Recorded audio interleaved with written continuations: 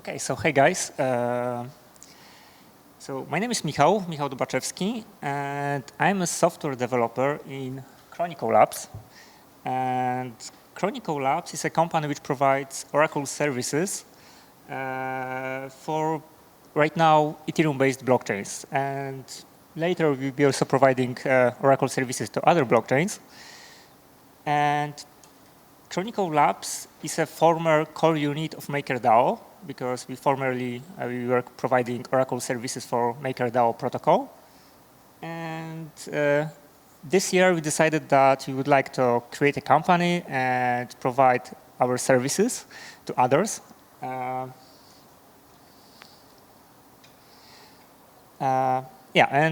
working at Chronicle Labs as a backend developer, and I'm working on the software that's responsible for updating our smart contracts. And that software is created mainly in Golang. And in this workshop, I would like to show you how you can interact with Ethereum smart contracts using Go.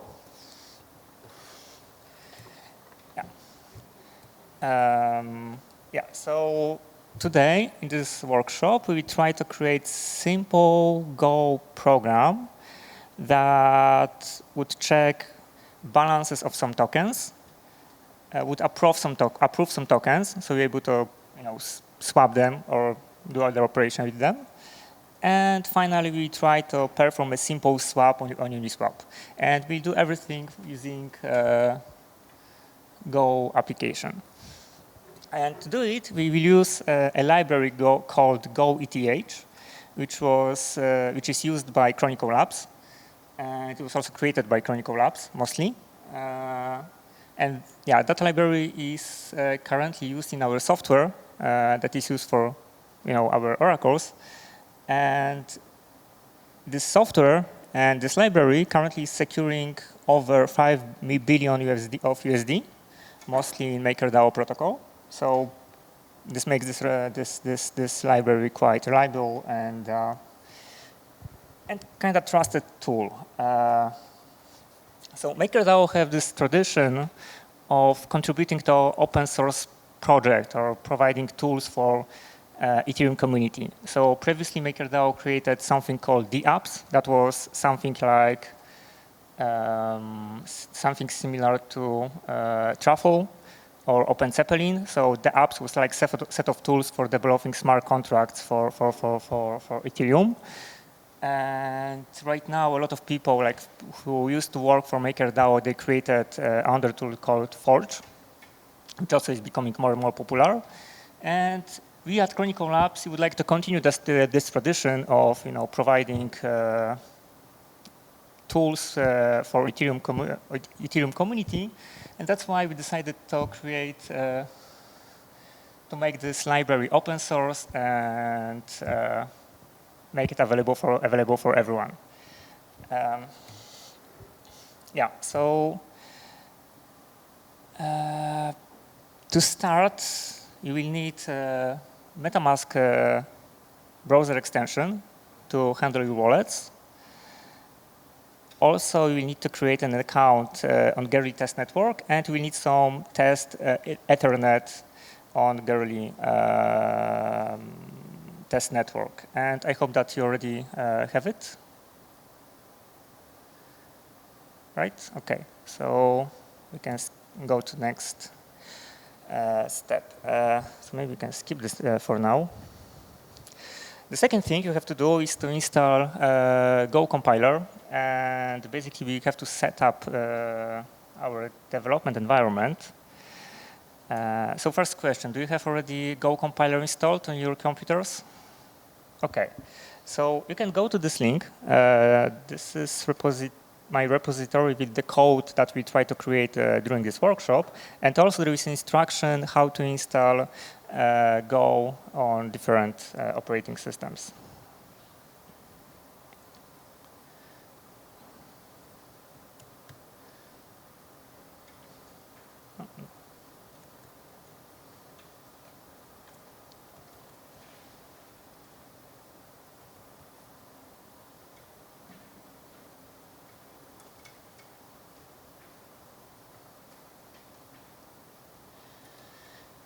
Yeah, so here's the instruction for Linux.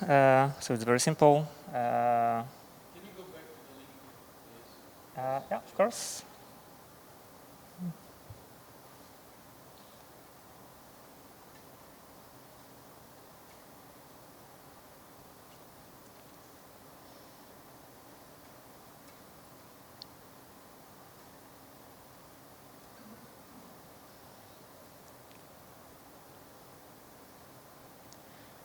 Right.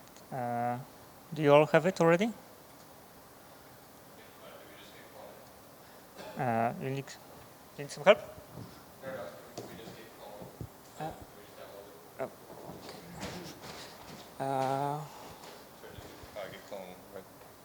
Yeah. Do you have Git installed already? Okay. So yeah. So try to clone this repository, and yeah, that will be very useful later. Cool. So it's already. So do you have already installed Go? Everyone? Cool. Awesome. So we can go to the next step. So I said before, today we try to create like this very simple application that will perform simple swap on Uniswap on Gerli test network, and yeah. And for this, we use that library I mentioned before. So first, we can start with creating a new project. So open your favorite developing environment, programming environment, and we can start with this simple snippet. But also, before we start coding, actually, you might be also curious why actually we because I mentioned before that we're using some library for interacting with Ethereum blockchain, and you might be curious why actually we need a library, because every single Ethereum node actually provides JSON RPC API. And you might think that, okay, instead of using library, I might just use this API and just call Ethereum node directly, right? Because Ethereum node provides methods for basically everything. We have method for doing calls, we have methods for making transactions, and so on. But the thing is that to make a call on Ethereum using this API, you have to provide call data. Oh, not here. Like we need to provide a call data, which is encoded using this Solidity format. So you probably have seen it already, like bunch of, I can show you an example on Etherscan. Let's open some random transaction.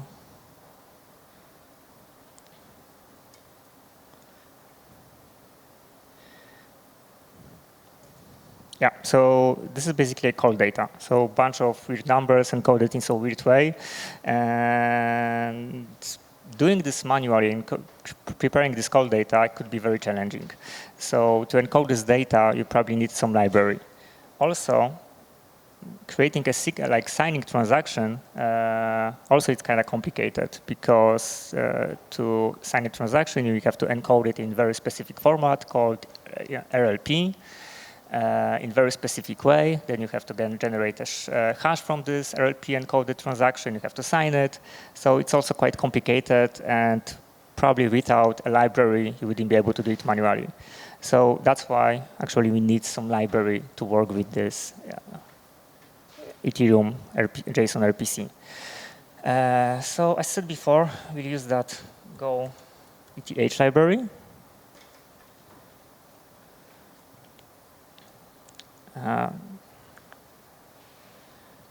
Which you can find here. And this library basically provides you everything to work with JSON RPC. So it provides ABI encoder, it provides, it could sign transactions, it have also built-in parser for methods, so it could generate signatures. You could very easily, that's another example, encode and decode data. And for this workshop, we try to use it, and I will show you how you can use this in your project. Okay, so let's start with this simple Golang snippet. Do you already have it?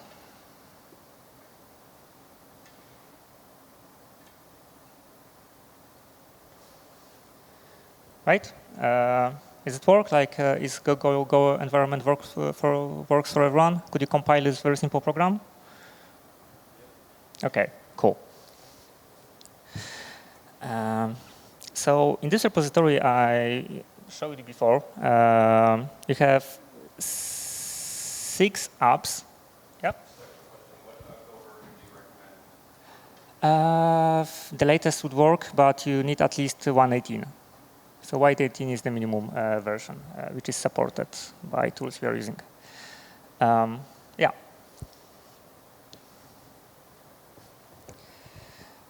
Okay.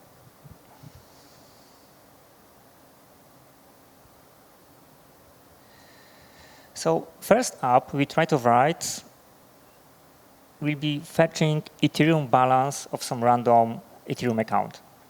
So this is very simple, very straightforward, but it will show you how to connect to a RPC node and how to interact with it.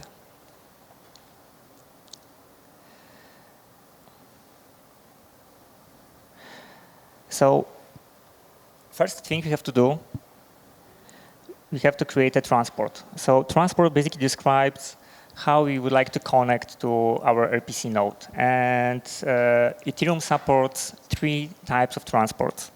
First one is HTTP transport, that as the name suggests, use HTTP. Second one is WebSocket, which also allows to fetch data in real time, which might be useful for some applications. And the last one is IPC, which uses a Unix socket. Usually it's not very useful. It might be useful when you have hosting Ethereum node on the same machine as your application.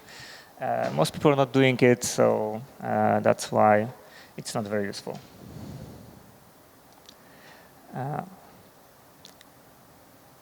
In this example, we'll use this public Ethereum node, which should work fine for our app.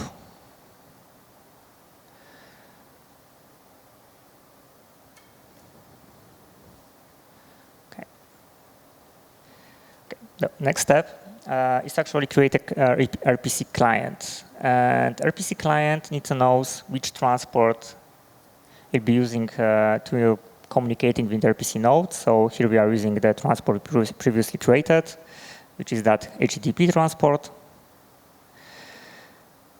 And finally, this is a simple example how we can use it in our app. So there is a client, there is a method, get balance, which actually returns Ethereum balance of some Ethereum account. Address of that account, in our case, is just my account I've created earlier. And of course, the block number, because in Ethereum, we could fetch a data from every single block. So we could also see what was the Ethereum balance of that account like 2 weeks ago or a year ago and so on, by specifying just a block number. And finally, we're just printing that balance. And yeah, so this is the amount of Ethereum I have on that account. It doesn't mean that I have 56, I don't know what the number is it, because actually this is not a number of, it's not presented in Ethereum, but it's presented as in ways. And ways like the smallest unit that Ethereum supports. So actually it's around 5 Ether on this account. And we can verify this on Etherscan.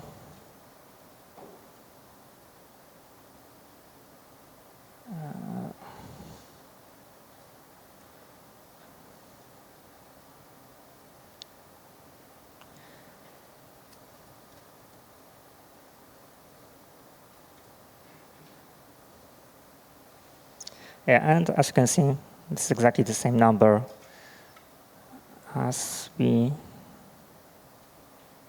got here, right?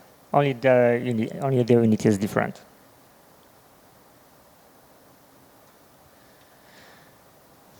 Okay, do you need some time to actually write this code? Do you want to run it on your laptops? How to run it? Okay, sure.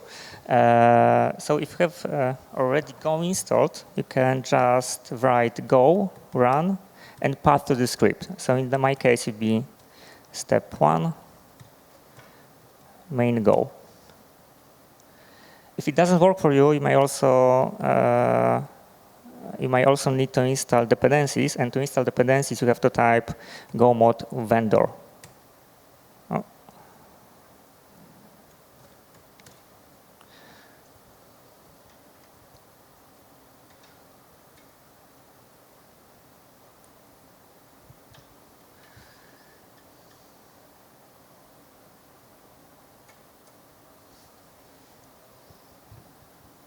Did it work?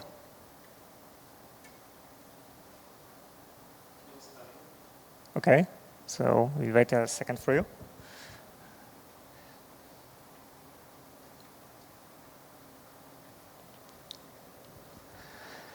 Okay, so this is basically the simplest thing we could do with this library. And for fetching Ethereum balance, we actually don't even need any specialized library because this RPC call is very simple.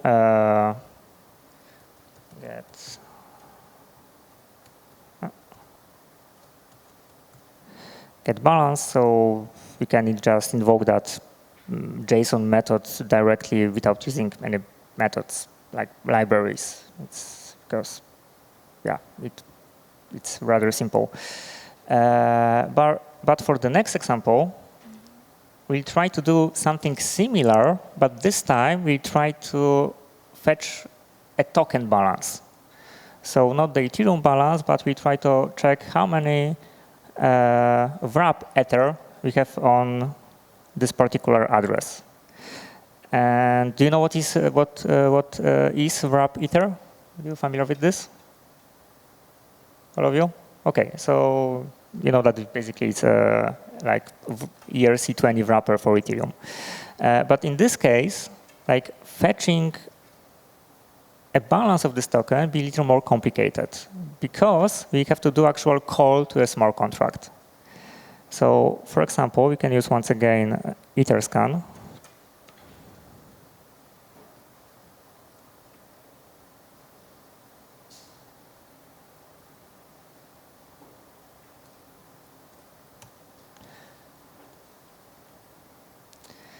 Yeah, so here on Etherscan, we have implementation of wrap Ether on Gerli network. And this contract provides a few methods. And one of those methods is balance of, which return the amount of wrap Ether for a particular account, of course. So let's see it, let's check it. And yeah, in my account, actually, I don't have any wrap Ether, so it returns 0. But doing this call is a little more complicated because now we have to make actual call for contract, and to make a call for contract, we have to create ABI encoded data. So we have to prepare this call data, which is a little more complicated. And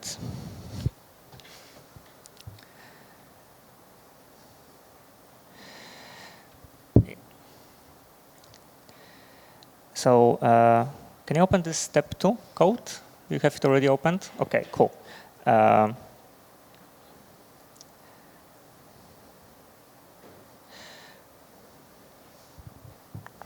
Okay, so I will show you how it looks.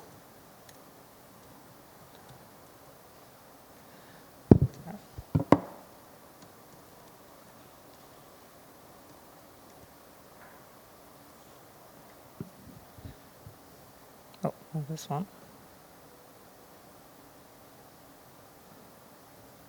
Yeah, so I modified this program a little, so actually print how this call data looks like. So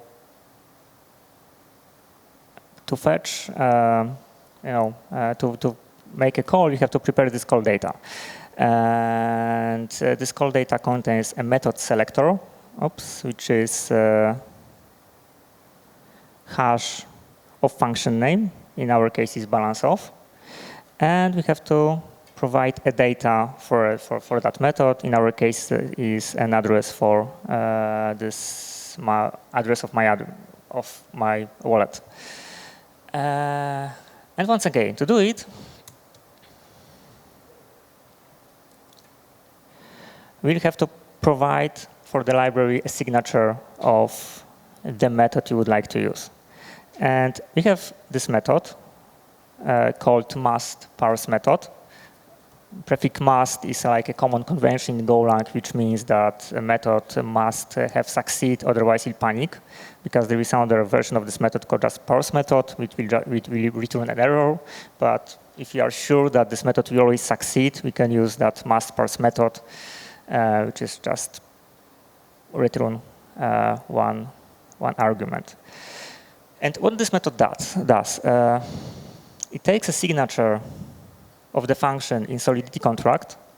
And what's very cool about this particular library is that we can actually just copy-paste the actual Solidity code. So if you would like to call some method from the contract, you can just basically find this method in the contract, like here. Where is it? Balance of.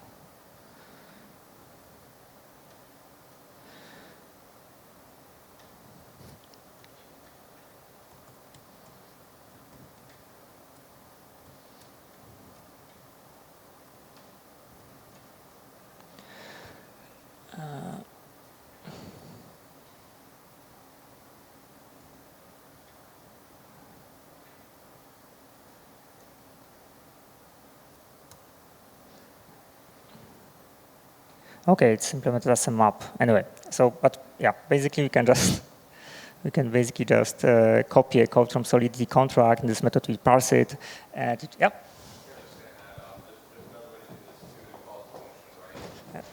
Okay. There's another way to do this, right? If you were to take the ABI and the bin of the Solidity contract that you're calling, and then build the types as well. You mean like using JSON? With JSON ABI? I think there's a way to like build like a Go file with all the types, so to speak. With it, so if you take the JSON API and the bin after you compile the contract that you're calling as well, too. So. Yeah. So Go Ethereum actually provides a tool that could generate this Go file with all of the methods. But to be honest, I've never seen anyone using it, because it's not very convenient to use. And actually, in theory, you could use Go Ethereum to do all of this, what I'm showing you. But the thing is that Go Ethereum, like the tools provided by Go Ethereum, are kind of complicated to use. For example, in my example, you can just copy-paste a function signature. It will parse it. We get generate signature. You'll be able to call this function on a contract. But Go Ethereum doesn't provide anything like that. You have to basically create a bunch of code just to tell Go Ethereum how to create this signature and how to parse it. So yeah, that's why not many people are actually using Go Ethereum for doing this kind of stuff, and more people are using Ethers.js, which is JavaScript library, which is doing very similar. And when we were creating this library, we took a lot of inspiration from Ether.js. So we wanted to make a library that would be as simple to use as Ether.js, but in Golang. And yeah, so I just believe that it's kind of a bit simpler way to interact with Solidity contracts than using this big Go generated file by Go Ethereum. Yeah, of course. So what in case if the contract code is not verified, so we cannot see it in the address scan, let's say? So it's a tricky question. Like, the code is not verified. You need to know what's its source code, its Solidity source code, or at least you need JSON ABI. Like every time a contract is compiled in Solidity, Solidity compiler could generate something like a big JSON file with all of the functions. And this library also supports this JSON file, so we can use it to generate signatures for every single method, function, event, and so on. But if the developer of that contract doesn't provide a source code and it doesn't provide JSON API, then you're out of luck. Basically, it's impossible to interact with the contract. You may just try to decompile contract. You might try to look at the transactions that were made by others, and you might maybe try to figure out. But it's kind of hacky methods, and yeah, I think nobody is doing that, maybe except some hackers.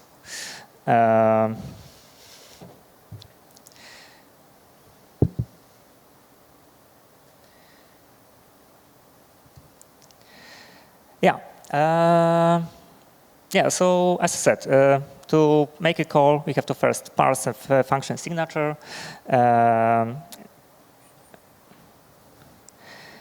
And then it becomes a little more complicated because, firstly, to make a call, after we have this signature parsed, we have to encode arguments. So we have to provide these arguments we have in the signature. In that case, it's only an address. So we are providing an address. Right? It's, I think, quite obvious. Then it will generate that cal data I showed you before. And having that, we could create a call. So call is a very simple structure, which takes few arguments, like from address, which is the address from which the call will be executed, to address, usually it's a contract address, gas limit, of course, is as you know, a gas limit, so how much of gas we could use in that call. If you are doing a call, but not a transaction, we could ignore this parameter. Gas price, it's also only relevant for making transaction, not calls. Value, this is also only useful when we are making transaction, because value describes how much of Ether we would like to send to some contract. Input, which is actual call data. And what's interesting about calls in Ethereum is that the same call structure is used for making a calls to Ethereum contracts, creating a contract, and also sending Ethereum. So for those three operations, we are using exactly the same structure. So for example, to send an Ethereum to someone, we have to set a value, to some amount of Ether we would like to send. We have to set, of course, to address, which would be an address of contract or other account, and input should be empty. And this kind of call, we try to send a Ethereum to another address. If we set to empty value, and we set an input to a contract code, then this call we try to create a contract address. And finally, if we set to some address and we set some data into input field, then this call will invoke a method on a smart contract. So basically, same structure is used for those three operations. Mm-hmm. Where will we place the contract address? Two. From is your address, which okay, so there is one more important thing about making a call to Ethereum, because you could make a call and you send a transaction. So if you're making a call, you are just invoking some code on Ethereum blockchain, and basically that's all. We are not modifying a state of the blockchain itself. And what's very interesting is that you can set a from address to any address you want. So we can, for example, set a from address to a wallet of your colleague and see what the blockchain behave if your colleague tries to invoke some function on some random contract. If you set it to empty, you can also set it to empty value. It will work as well. And then we are using also the same structure for making transactions. So as you know, transaction have to be mined on the blockchain, and actually it modifies the blockchain state. And in that case, from address have to be your address, because obviously you can make a transaction for someone else. You have to specify a gas limit. So because this is basically a requirement of Go Ethereum that every transaction needs this field to be set. Gas price, of course, and for this new dynamic fee transaction, we have to also specify priority fee and fee per gas. Yeah, but in this example, we don't want to make a transaction because we only want to read data from a blockchain. So we could make just a simple call. So yeah, to make the simple call and to actually get a balance of wrap Ether token, we have to provide, as said before, address of the wrap Ethereum contract address and the generated call data. And this call will return an ABI encoded response from a contract. So we can actually verify that by debugging this code. And here in response, we have a bunch of data. So they are all zeros because I don't have any wrap Ether on that account. And finally, we could use that parse method signature to decode that response. So it's also very simple. We're using decode values method. We're providing as a first argument that return data. And then we have to provide pointers to variables to which we would like to decode the data. So here, that method returns one unsigned integer, which have 256 bits. And to hold this type of value, we will need bkint. And bkint is Golang's implementation of big numbers. Because obviously, we wouldn't be able to store a number which have 256 bits in, let's say, integer int 64. And yeah, so it will decode that value and we store in that balance variable. So we can go next step. It's already decoded. And because I have no balance on that account, there is nothing. And there is a response from a contract. So this is how you can make a calls on Ethereum.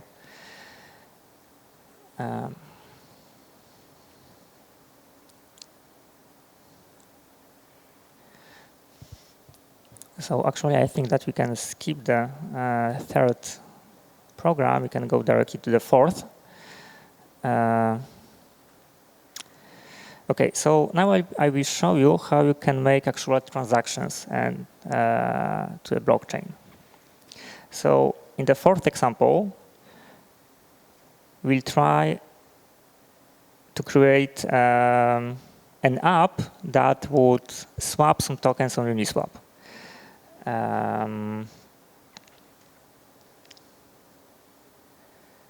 And to do it, we'll need to invoke some more. We'll need more signature for more function in that wrap Ether token. We'll need, of course, OK, so if you would like to swap or use our tokens in other contracts on Ethereum, we have first approve that contract in that particular token. Do you know what I mean? You familiar with that concept? I guess you are, right? So every time you are going to Uniswap, it always asks you first to approve some tokens. And we have to do exactly the same in this application in order to swap our tokens. So the beginning of the code is exactly the same as before. So we're creating new client. But this time, we have to add more parameters to it to make actually a transaction. First, we need to create or load our wallet, our private key that we use to making transactions, because obviously without private key, we wouldn't be able to make a transaction. And there is two ways to do it. Like, for example, we can use that method, which is called wallet new key from bytes. And if you have a wallet on MetaMask, you actually use generate that private key that could be used with this function. But how to do it?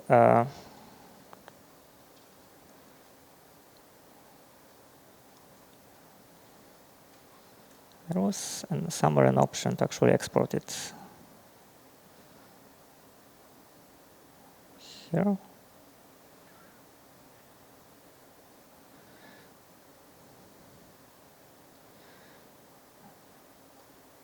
Yeah, so if you go to, so there is an option to show that allows you to show your private key.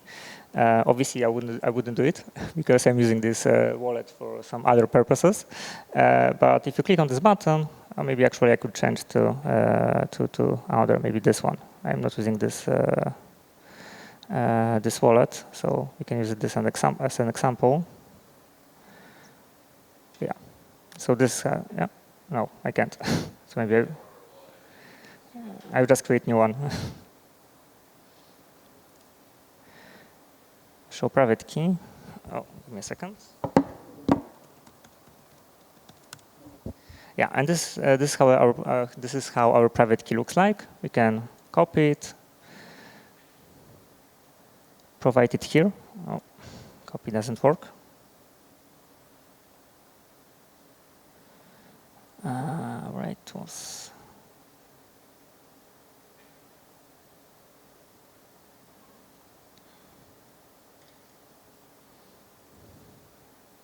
No, not this one.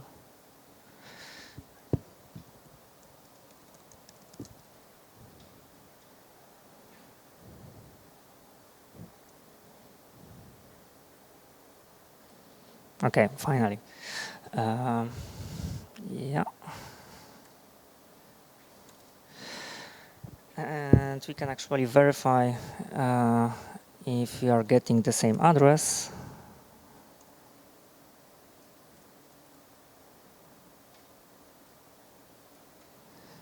Oh. Yeah, so we got, after parsing this private key, we got this address, and this address should be the same as an address in our wallet, and it looks like it is the same. So 4CD, and yeah, 4CD, it's exactly the same address. There is actually a few ways to connect a private key with this library. So the first method is, as I showed you, is to use a private key. The second method is to use a JSON key, like this one. JSON keys can be generated using Go Ethereum client. And the last way is to use mnemonic. So you're probably aware how the mnemonics looks like.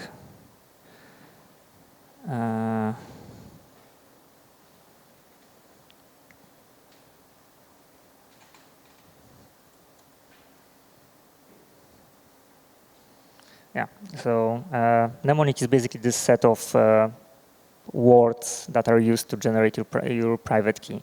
So this is also an option for importing your private key or wallets to your code. Okay, but let's go with this example.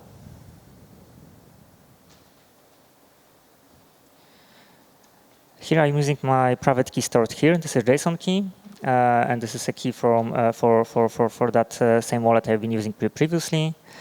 And here we have to modify our client. We have to add some more information to it. So firstly, we have to provide a key that we use to make transactions.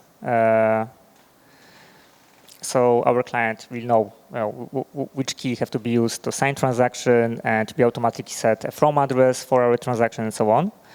default address. So this is used in a case if you use multiple keys, because we could provide multiple keys, to use different keys for different scenarios.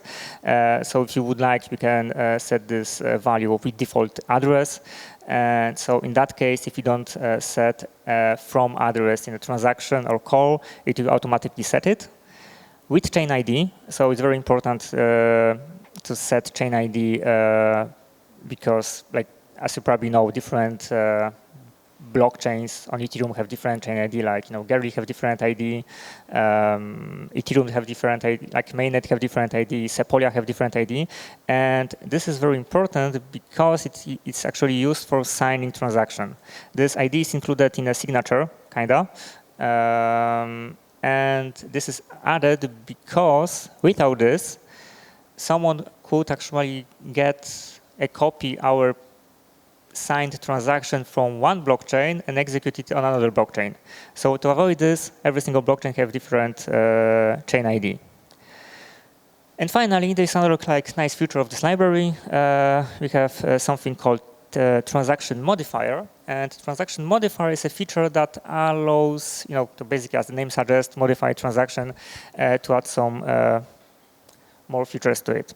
So first modifier is nonce provider, which automatically set nonce to the next number. Because probably, as also you know, every single transaction on Ethereum have this unique nonce number. That's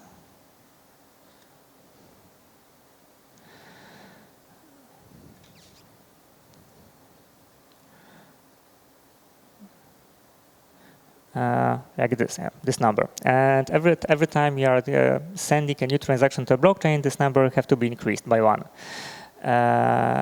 And to avoid doing this manually over and over time, there is this transaction modifier, which will set this nonce for us. Then it's a gas limit estimator, which is also important because every transaction have to set, every transaction requires a gas limit to be set, and also doing this manually over and over time can be cumbersome. So that's why this library could do it for us. And finally, there is a gas estimator, which tries to find the best possible values for gas. So once again, we don't have to do it manually. There are 2 gas estimators. There is one which uses dynamic fees, introduced in this AIP 1559, and there is a second one that uses legacy value, which is only that one, that legacy system that was used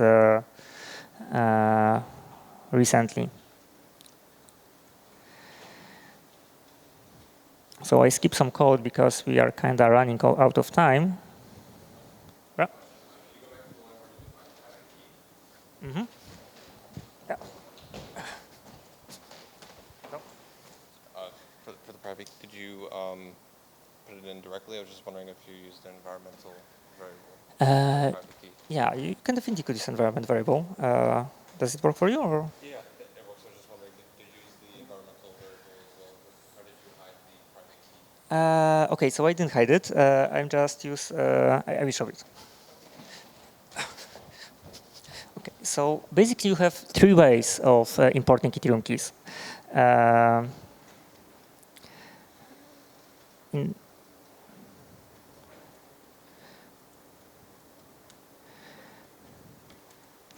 Right, so the simplest way to import a private key is to use this new key from bytes method. And it takes basically your private key, 64 bytes of private key, and it can generate it, basically a key. The second method is to use JSON keys. So there is a method new key from directory. You are providing a path to directory with your JSON keys, optional password, address of the key, and it will try to find a JSON key in that directory and load it. And this is what I'm using in my example.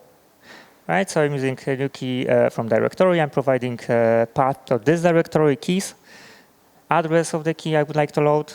So this is that key. There is address. So yeah, this is the second way. And the last way is to use mnemonics.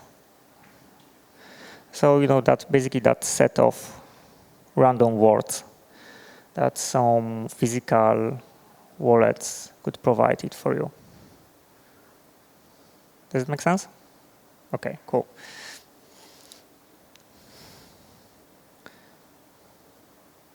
Okay, so with this setup, our client is actually ready for making transactions. So making transactions is very simple to making Ethereum calls. So this is how it looks like. So same, we need a signature of the method. In this case, is approve. So once again, it can be copy-paste from Solidity contract. That method takes two arguments. It's a spender, so spender is an address of the contract that will be spending, our tokens for us, and the amount is the limit. Declares how much of this particular token can be spent by this particular contract address.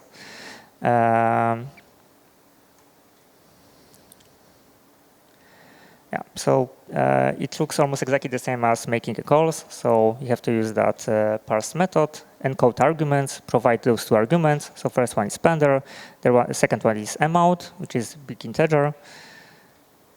This time we have to wrap our call in a transaction, and we actually don't need to provide any additional information because all of those additional information like transaction fee, nonce, and so on are provided by those transaction modifiers.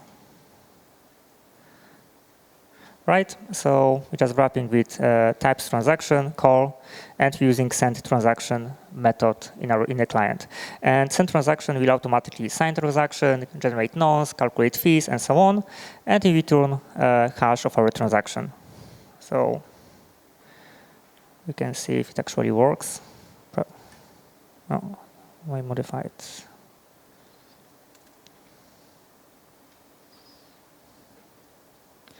Oh, okay, this token is already approved, so maybe I will change it to the different one.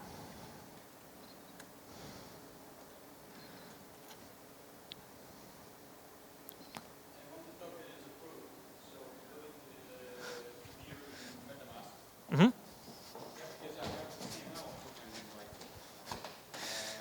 I have like token approval complete, Mm-hmm. and can I expect it will be somewhere in MetaMask console? Okay. That's interesting. I'm just wondering. I'm not sure if can you show me once again the code, like this example? Sure. This is the first time you run it, right? Yeah. And this is.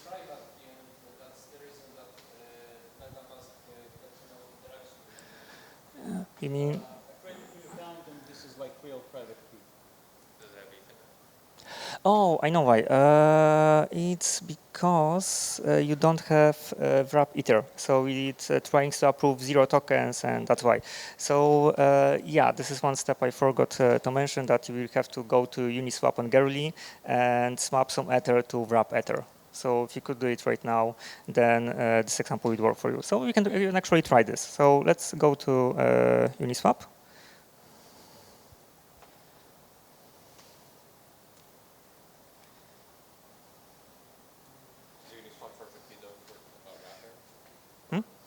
There's two ways to do it. You could do the Uniswap or go to the wrap Ether conference. I don't know if if this is already deployed in Gary. I know is it? I think so. Yeah. I mean, So I've just been using just Uniswap for doing this, but so we can set like 0.01, for example, so not to use everything.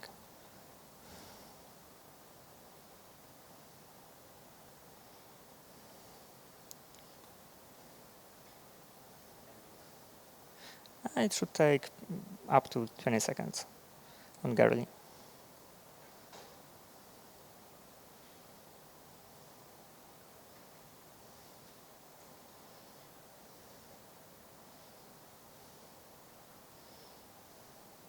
Oh, yeah. Awesome. So now we can try to run this code once again.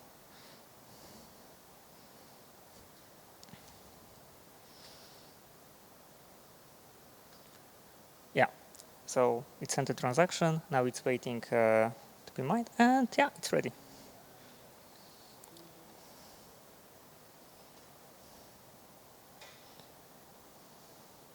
I'm not sure if it will be visible here. Yeah, I'm just wondering because I expected to Yeah, because MetaMask only knows about transaction it made.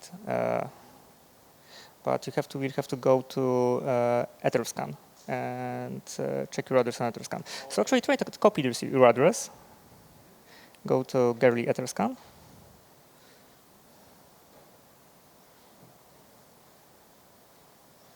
And here it is. Yeah, thanks. Yeah, so we can also check if it works on my computer as well.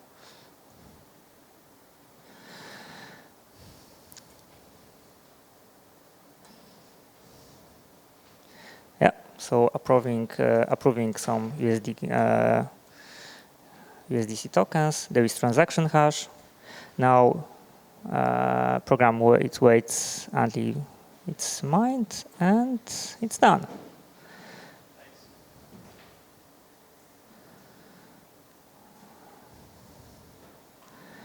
And this is our transaction. And this is generated call data.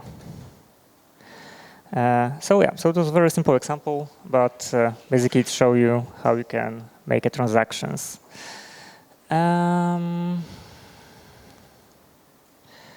The last thing, if you're curious, like how we could verify if a transaction is actually mined. So here is very simple code which is doing this. So we're just basically getting a transaction hash that was generated, and we are every 5 seconds we are trying to get this transaction from RPC node, and we're checking if the block hash is set. If the block hash is set, then it means that it's already included in some block, and by doing this we can verify the transaction is already mined. Okay, so because we're already over time, so I think we could end here. There is 2 more examples you could check at home or later maybe. In the last example, we'll actually be doing some swap on Uniswap. So in this code, you can specify 2 tokens which you would like to swap. And basically, this app will swap all of your wrap Ether into USDC. So the code becomes a little more complicated because there is some math required for Uniswap, and yeah, it's slightly complicated, not much, but I'm just don't be scared by this code. Yeah, so I think we can end here. So do you have any questions?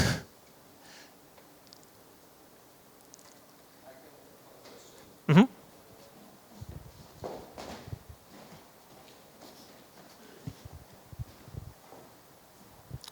Could you explain how does work the encode args method?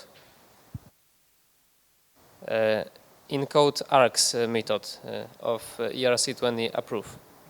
How does it work? But you mean how it's encoded, or how? What exactly? What happens while it's encoded? Mm-hmm.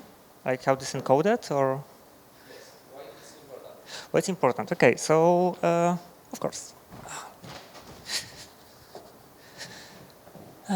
So this is important because you need to send this bunch of bytes to a PC node, and the way how they're encoded, like this format of encoding data for smart contracts, is quite complicated. And for this simple example, it's very simple. You have only like selector, which is hash of the signature. You have 1 argument, which is an address of contact. There is a second argument, which is a value. Everything is encoded in binary. But sometimes those signatures could be much more complicated. You could have like slices, like the dynamic values, some string with dynamic size, and so on. And encoding this or generating this manually it'd be very tricky, very hard. So that's why we need something called ABI encoder. So in this library, there is a bunch of code that's responsible for doing this encoding in decoding. So there's probably like a few thousand of lines of code, which is responsible only for doing this. And yeah, and this encode args basically is doing this for you. So instead of doing this, everything manually, you can just provide this simple signature.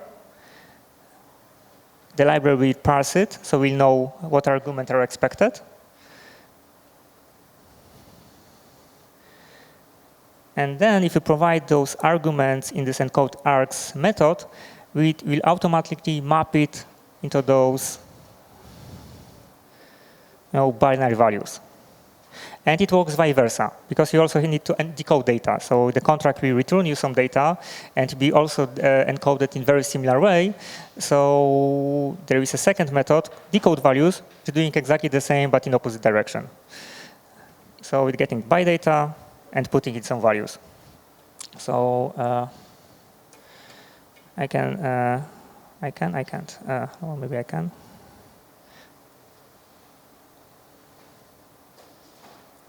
Okay, so I attached a debugger to this code, and yeah, so the call data look actually like this, right? So there is a bunch of weird binary data that was generated for this address and some amount. No, there's actually another address, and yeah, this is why you need this encoding to generate call data that you'll be able to use in your call. And vice versa,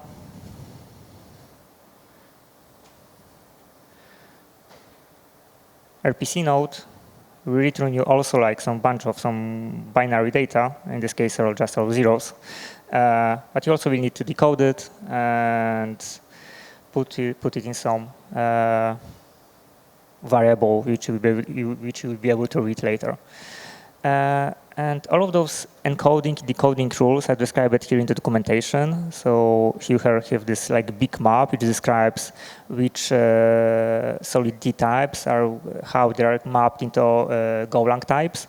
So for example, int 256 in solidity could be mapped into big int or integer, unsigned integer, and so on. Yeah, so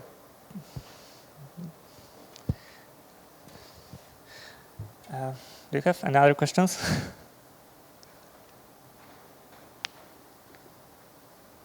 What's the difference between swapping from step 4 and step 6? Because you said only that it's more complicated. Yeah, okay, so every single those examples are becoming more and more complicated. So in step 4, we are only approving tokens.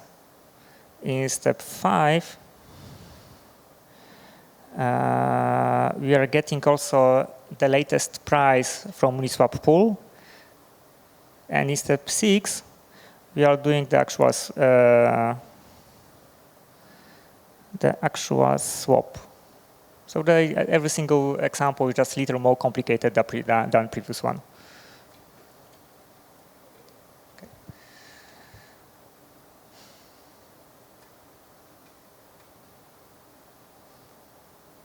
Okay, so there's no more questions. So I would like to thank you, everyone, for attending to this workshop. I hope that it will be very useful for you, and you will be able to create something cool bots using this library. So maybe some Flash bots or maybe some arbitrage bots. I know there is a lot of cool things you could create, or maybe some oracles or liquidation bots. Like there is a lot of cool possibilities. There are a lot of protocols allows you to to make some liquidations, and you have to automate it, and you can actually earn some money by doing this. And this kind of bot could be very useful for doing this kind of stuff. So there is thousands of different possibilities for what you can actually use it.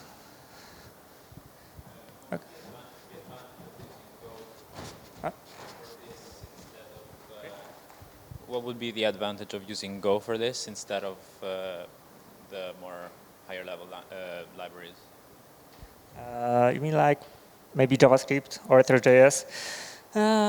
So it's only, I think it's only a preference. So in MakerDAO and now in Chronicle Labs, we just prefer to use Golang because it's strictly typed programming language. Is very, very suited for backend. So it's very easy to run on, on servers, to Dockerize it. It's also very easy to code. I believe that Golang is a much simpler language than TypeScript or JavaScript. And it's, in my opinion, it's much easier to avoid some errors and bugs. And for us, for our oracles, it's obviously very important to make this code reliable. So that's why we decided to use Golang instead of TypeScript or JavaScript. But the problem was that this official library provided by Go Ethereum wasn't sufficient for us anymore because it has a lot of limitations. It was kind of hard to use. And most importantly, it turns out that Go Ethereum library doesn't work with SOML tools. And that was actually the main reason why we decided to create something by ourselves. So is it also an efficiency thing? Bots, it's hard to say. Golang is slightly faster than JavaScript because JavaScript is very right now is very optimized language. So it's very hard to say. I really don't know if those few milliseconds could take you advantage when you're creating some flashbots. Probably, maybe, I don't know. What could be actually very useful is that this library is written in exactly the same language as Go Ethereum client itself. So it'd be much easier to integrate. So if you were to create some actual flashbot, it might be actually easier to use Golang library than TypeScript library. I was just going to add in terms of performance, I think I saw someone do a benchmark regarding JavaScript versus Go, and I think the component of Go that's really great is its garbage collector, because I think this guy had a server where he would be doing pings between two different servers, and long story short, the JavaScript server died over time because it just didn't collect the garbage, but Go was able to maintain its performance the whole time. And it has concurrency as well for handling multiple processes at the same time. Yeah, that was a very good point. Yeah, so we don't have any more time. So once again, thank you very much. Thank you for all the questions, and I hope see you later today.